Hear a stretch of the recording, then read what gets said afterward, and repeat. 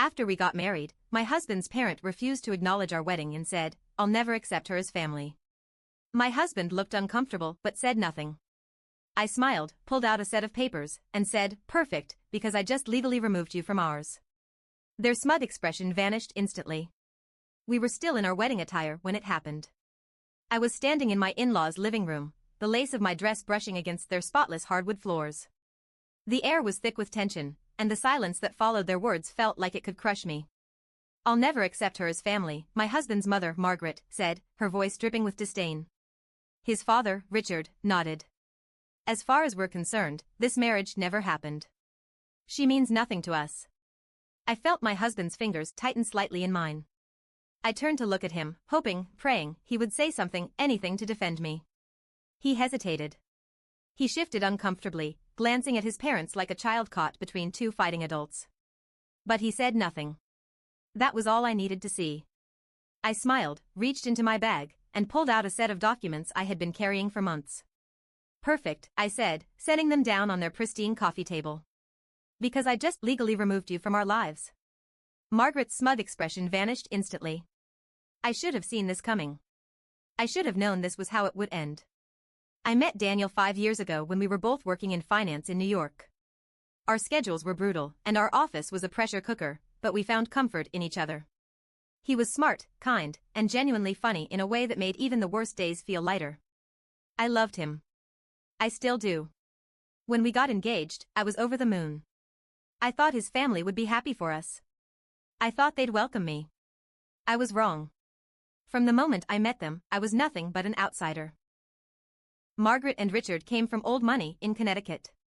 They had a certain way of doing things, and anyone who didn't fit into their carefully curated world was dismissed. And I was not what they wanted for their son. I grew up in a middle-class family in Pittsburgh. My parents worked hard for everything we had, and while we never went without, we weren't wealthy. We didn't vacation in Europe every summer. We didn't have family connections to Ivy League universities. To them, I was beneath their son. Margaret made it clear from the start. The first time I met her, she greeted me with a tight smile and a look that scanned me like I was something she needed to tolerate.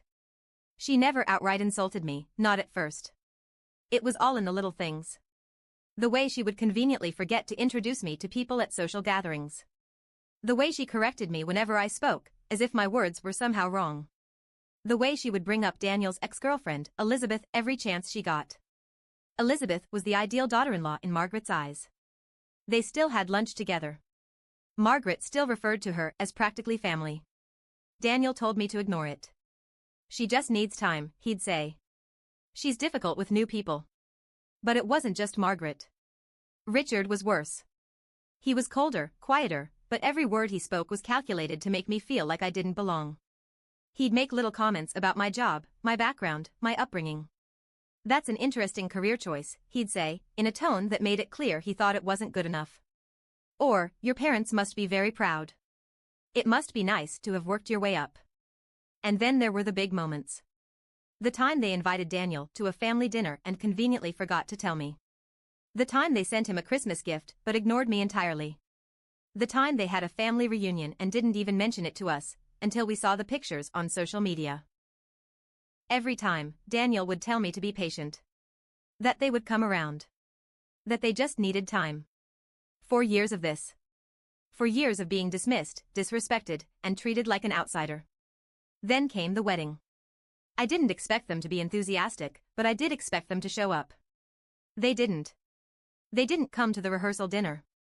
They didn't come to the ceremony. No call, no text, no excuse.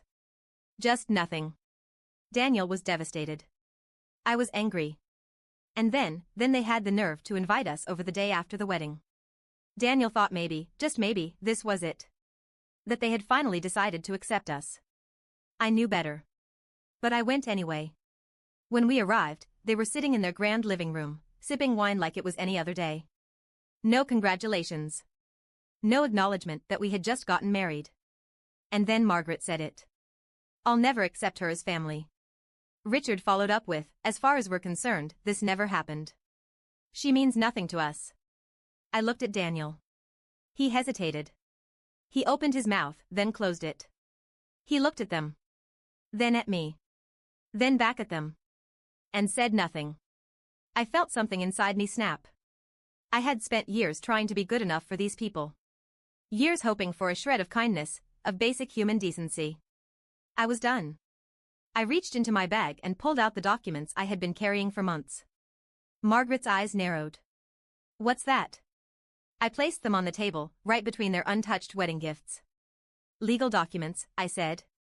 Officially removing you from our lives. Margaret let out a sharp laugh. You can't be serious. Richard scoffed. This is her idea, isn't it? He turned to Daniel, shaking his head. She's manipulating you. Daniel didn't respond. Margaret snatched up the papers and started reading. I watched as her face changed. The smugness disappeared. Her mouth pressed into a thin line. What the hell is this, she muttered. Richard grabbed the papers from her and skimmed through them. His expression darkened. This, I said, voice steady, is a legal declaration of no contact. From this moment forward, you have no place in our lives. Silence. And then Margaret's face crumpled. Danny, she said, her voice suddenly softer. Sweetheart, you don't have to do this. We love you. Funny how quickly things changed. Richard was glaring at me, his jaw clenched so tightly I thought his teeth might break. You think you can just erase us, he growled. I met his gaze, unfazed. You erased me first. Margaret reached for Daniel's hand. Please. Don't let her do this. Daniel swallowed hard. His grip on my hand tightened. And then, for the first time in his life, he chose me. I think this is for the best, he said quietly. Margaret gasped like he had slapped her. Richard stood abruptly, his chair scraping against the floor. If you walk out that door, don't ever come back. Daniel hesitated. And then he turned toward me. My heart pounded.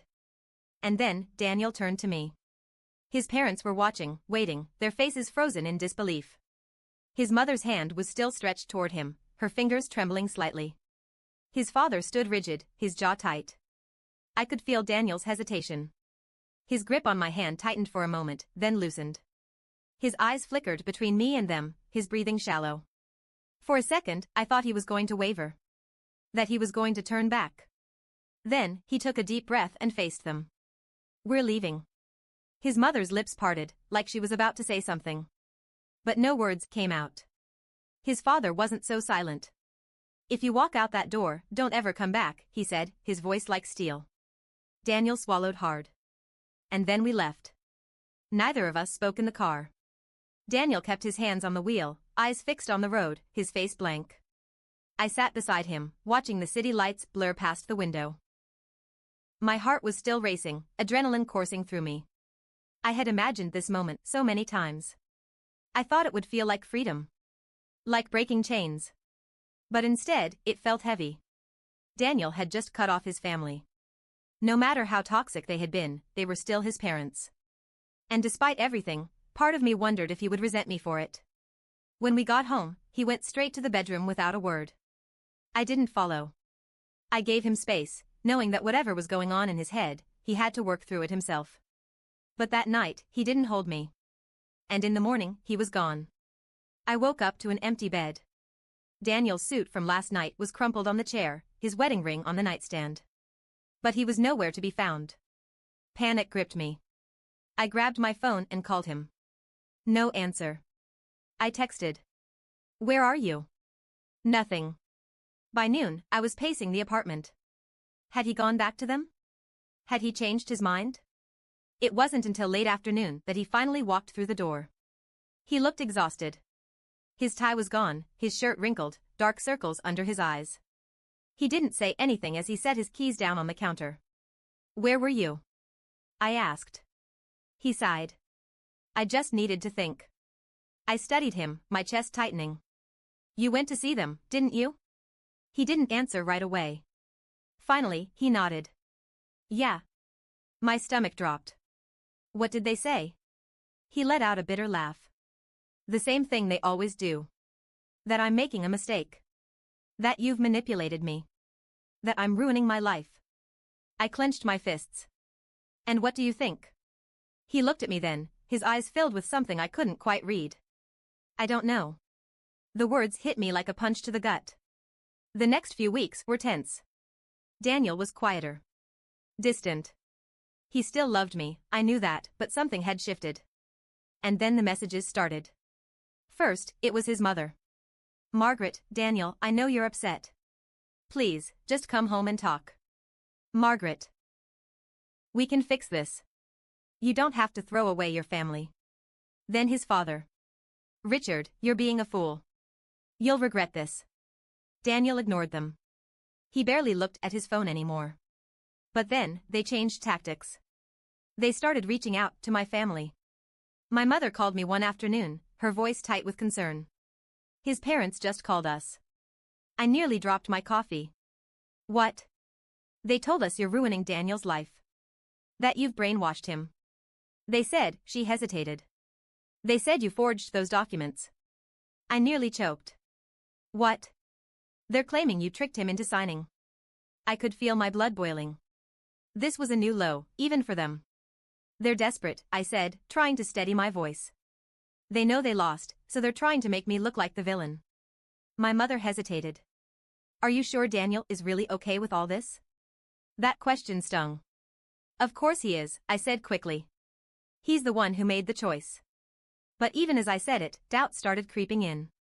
I confronted Daniel that night. Your parents called my family. He was sitting on the couch, staring blankly at the TV. Yeah. I frowned. You knew? They called me, too. I inhaled sharply. And? He rubbed his face. I don't know, okay? They're still my parents. They don't act like it. He let out a bitter laugh. Yeah? And what about your parents? Are you seriously okay with them being dragged into this? My breath hitched. That's not the same. He stood up abruptly. Isn't it? We just cut them off, like they don't exist. Maybe they were horrible, but they raised me. I felt my chest tighten. What are you saying? He sighed, running a hand through his hair. I don't know if I can do this. The room spun. What? My voice came out barely above a whisper. I don't know if I can just pretend they don't exist. I felt the weight of his words press down on me. For the first time, I realized something terrifying. I had been so focused on cutting them off, on making a clean break, that I never considered what that meant for him. I thought we were on the same page. But maybe, just maybe, I had lost him, too. Daniel stood there, rubbing his face, his breathing uneven. I don't know if I can do this. His words echoed in my head, over and over, until they felt like a hammer pounding against my skull. What do you mean? I asked, trying to keep my voice steady. He exhaled sharply. I mean, I don't know if cutting them off completely was the right thing to do. Something inside me twisted. Daniel, they didn't even come to our wedding. They told you to your face that I don't matter. They went behind our backs and tried to turn my own family against me. What part of that is okay to you? He flinched. I'm not saying it's okay. Then what are you saying? He hesitated. They're still my parents. I stared at him, my stomach sinking. So, what? My voice was quiet now, a dangerous kind of calm. You want to go back to them?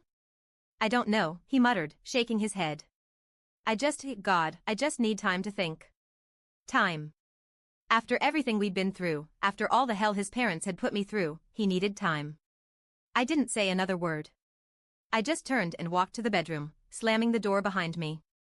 I didn't sleep that night. For the next few days, Daniel was distant. He went to work, came home, ate dinner, and barely spoke. I told myself he just needed space. That he'd come back to me. That we'd figure this out.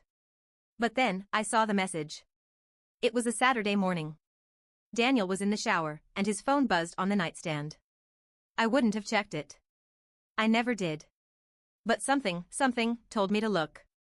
I picked up his phone. It was unlocked. And right there, at the top of his messages, was a text from Margaret. Margaret, thank you for coming to see us yesterday. We know this is hard on you. You'll always be our son. My heart stopped. Yesterday. He had gone back to them. And he hadn't told me. I scrolled up. The messages had been wiped clean, except for that one.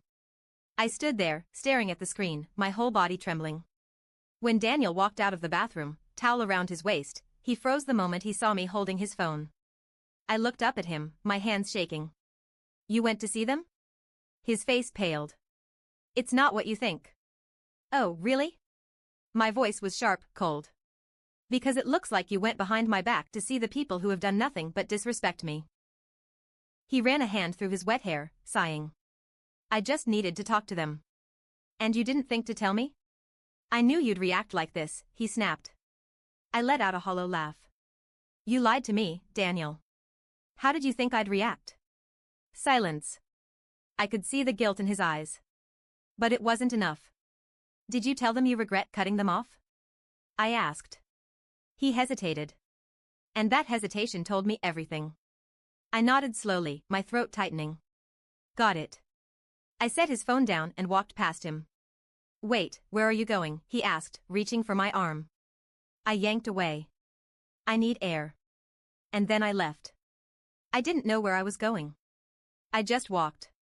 It wasn't until I found myself standing outside a coffee shop that I realized what I needed to do. I pulled out my phone and made a call. 20 minutes later, I was sitting across from Elizabeth, Daniel's ex. She looked surprised when she saw me. I wasn't expecting this, she said, sipping her coffee. Neither was I admitted. She raised an eyebrow. So, what's going on? I took a deep breath. Tell me about his parents. Elizabeth tilted her head. Why? I leaned forward. Because I need to know what I'm really dealing with. She studied me for a moment, then sighed.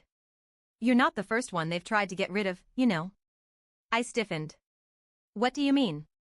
She stirred her coffee absent-mindedly. They hated me, too. Not as much as they hate you, but they didn't approve of me either. Margaret used to tell Daniel I was too soft. That I wasn't ambitious enough. That I wasn't what a thorn should marry. I frowned. Then why do they like you now? She smirked bitterly. Because I left. My stomach twisted. They broke me, she continued. They turned Daniel against me, made him second-guess everything. And when I finally had enough and walked away, that's when they decided I was one of them. I swallowed hard. So, what are you saying? She leaned forward, her eyes sharp. I'm saying, they're playing the long game. They want you to leave. They're getting in his head, making him doubt you, waiting for you to break. I felt my chest tighten. They won't stop, she said. They'll push until you're gone. And when you finally give up, when you finally walk away? That's when they'll pull him back in. I exhaled shakily. I had thought cutting them off would be the end of this. But now, I realized. It was only the beginning. When I got home, Daniel was sitting at the kitchen table, staring at his phone. He looked up when I walked in, relief flooding his face. I was getting worried, he said, standing up. Where did you go? I dropped my purse on the counter. I had coffee with Elizabeth. He froze. What? I crossed my arms. She told me everything. His jaw clenched. Why would you go to her? Because I needed to hear the truth. I took a step closer. Tell me, Daniel. Are they winning? Are they getting in your head? He swallowed hard. I kept going. Are you waiting for me to walk away, so you don't have to be the one to make the choice? His eyes flashed with something, guilt, anger, fear. I don't want to lose you, he whispered. I stared at him.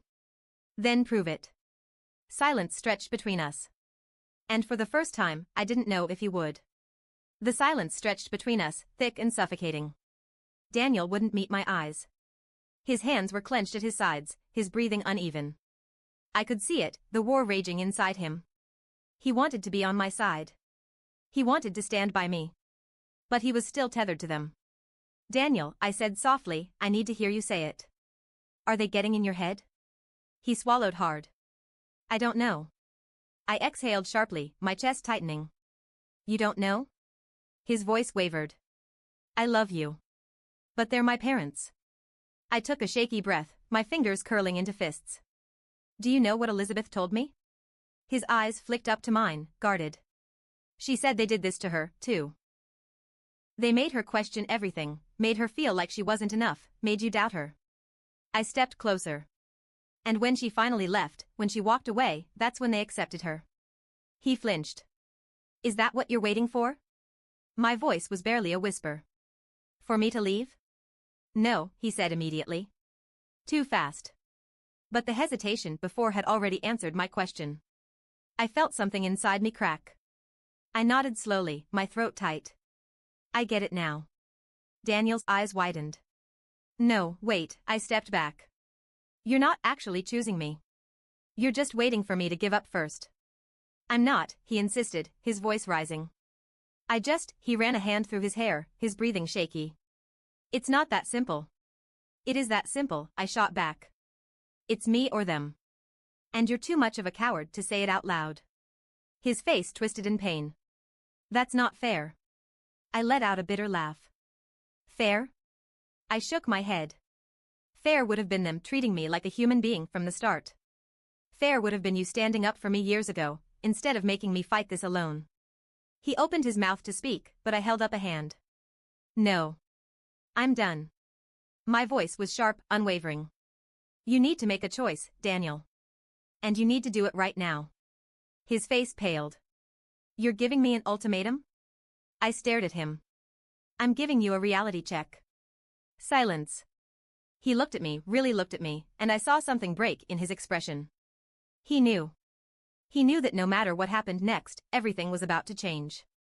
I don't know how long we stood there, frozen in the middle of our kitchen. Then, his phone buzzed. We both looked at it at the same time. Margaret. A simple message popped up on the screen. Margaret, we're waiting. Come home. The air in the room shifted. Something inside me snapped. I grabbed his phone and threw it against the wall. Daniel jumped as the screen shattered, the sound sharp in the tense silence. What the hell, he shouted. She is manipulating you, I snapped. And you're letting her. His face was red now, anger rising to meet mine. You can't just, no, I cut in. You don't get to be angry right now. I pointed to the broken phone. That's nothing compared to what they've done to us. To me. He pressed his lips together, his chest rising and falling rapidly. Then, his expression twisted. You've been pushing me this whole time. His voice was raw, shaking. You wanted me to cut off my family. Do you know how hard that is? I stared at him. They're not family, Daniel. Family doesn't do what they've done. His hands clenched at his sides. You don't get it. I laughed, sharp and bitter. Oh, I get it just fine. Something in him snapped. You never even tried to understand what this is like for me. I sucked in a breath. I had fought for us. I had endured years of their abuse, waiting for him to see it, to stop it. And now? Now he was blaming me? My voice was quiet, but firm. I have tried so hard to be enough for you. But no matter what I do, no matter what I suffer through, it's never enough. Because you will always let them win. He swallowed hard. That's not true. I shook my head. It is. Silence. Then, I said the words that sealed everything. I think you want me to leave. His face crumpled. No, you may not realize it yet, I whispered, my eyes burning, but deep down, you do. He took a shaky step forward. I love you. I exhaled sharply. Not enough. I packed a bag that night. Daniel sat on the couch, his head in his hands, saying nothing. He didn't stop me. He didn't fight for me. And that told me everything. I stayed at a friend's house for a few days, trying to breathe, trying to think. Daniel called a few times, but I ignored them. Then, on the fourth day, I got a text. From him. Daniel, I saw them today. You were right. They never wanted us to last. They wanted me back, and they got what they wanted. I stared at the screen, my heart pounding. Then another message came through. Daniel, I'm so sorry. But I think it's too late, isn't it? I took a shaky breath. And for the first time in years, I felt free. I wish I could say we fixed it. That he fought for me. That he finally chose me. But he didn't. Daniel went back to them. I don't know if it was out of guilt, out of exhaustion, or just because it was easier. But he chose them. And in doing so, he lost me. Months later, I heard through a mutual friend that Margaret had already started parading him around at social events, hinting at how he'd find someone more suitable soon. I should have been angry. I should have been devastated. But instead, I felt relief. Because I realized something. I never really lost him. He was never mine to begin with.